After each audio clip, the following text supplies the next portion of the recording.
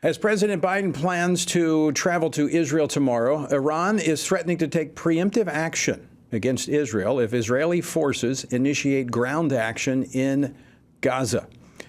This saber rattling comes as the United States has actually been releasing money to Iran. Now, it's on hold, but members of Congress are calling for that money to be permanently frozen.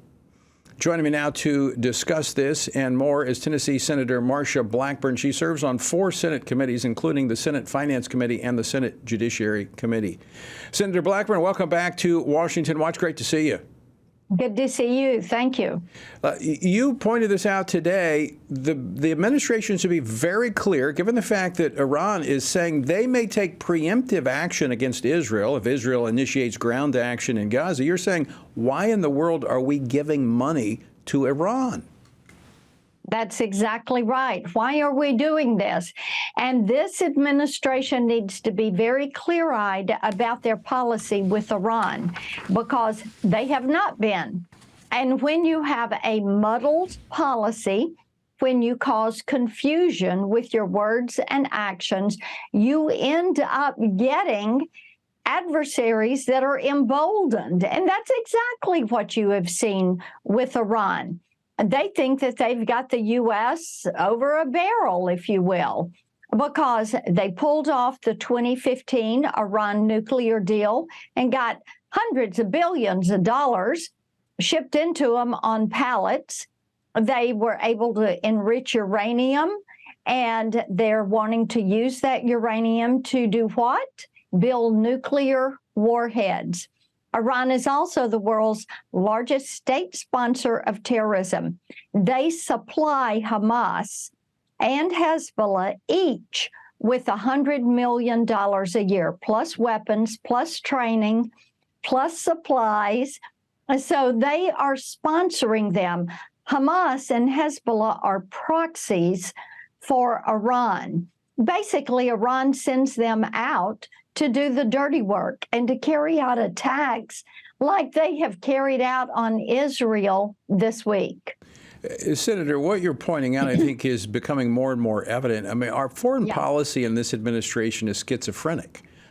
Yes. In a piece that you wrote, I think it was published yesterday, about the attack in Israel, when you look at how we are funding not just Iran, but we're funding Hamas through the Palestinian Authority, through the United Nations. I mean, just earlier this summer, the administration gave $730 million to the United Nations for UNRWA, which funds the Palestinian Authority, which funds Hamas, which fund about 58% of that goes to education.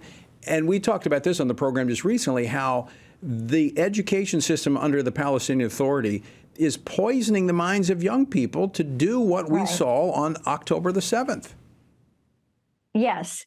You're exactly right about that. And specifically with the UN Relief and Work Agency for Palestinian Refugees, UNRWA, as it is called, what we found, of course, what we know is President Trump cut the funding to them. Joe Biden put the funding back and then increased the funding. He has now given them $730 million. Now, they have hired people affiliated with Hamas. We know that Hamas has stolen some of that money. We know that these people that are affiliated with Hamas have used their UNRWA facilities, their UN facilities that are there in Gaza to store weapons, ammo, things of that nature that they use to carry out their attacks. So people need to know this and be aware of it. I have called for this funding to be completely cut until Iran is expelled from the United Nations. President Biden is going to the Middle East tomorrow. He's going to go to Israel, but he's going to stop, have a meeting with the King of Jordan, President el-Sisi in Egypt. What should be his message? What are you hoping he will communicate to the world? He should communicate that we are going to be steadfast with Israel. They are our greatest ally in this region. They have worked with us every step of the way as we have fought terrorism in this region of the world. He should let them know that we value our allies and that when it comes to Hamas and Hezbollah, we support Israel in ridding these terrorist organizations from the face of the earth. Senator, this news just coming out just a little bit ago before we came into the studio. A massive blast rocked a Gaza City hospital packed with wounded. They're saying that at least 500 people have been killed. Hamas blaming it on Israel. Israeli intelligence saying that it was a misfired Hamas rocket that actually did it. It wasn't them. They're very, very careful. But this is the type of stuff we're going to see. And the international community is going to say, well, look, Israel needs to moderate. They need to back off. They need to, there's going to be this pressure to appease the global community. What should the United States government do in terms of our messaging to defend our allies you just described in this coming situation? And as you have said, what we are hearing is that it was a misfired rocket and not an Israeli rocket. Right. And that is going to be an important clarification to be made. But Israel has given plenty of time for people to leave Gaza and to get to the south of Gaza, and given them plenty of time to get through the Rafah gate. And pardon me, if they're going to choose not to do that, if Hamas is going to continue to use people as human shields, that is just absolutely so despicable.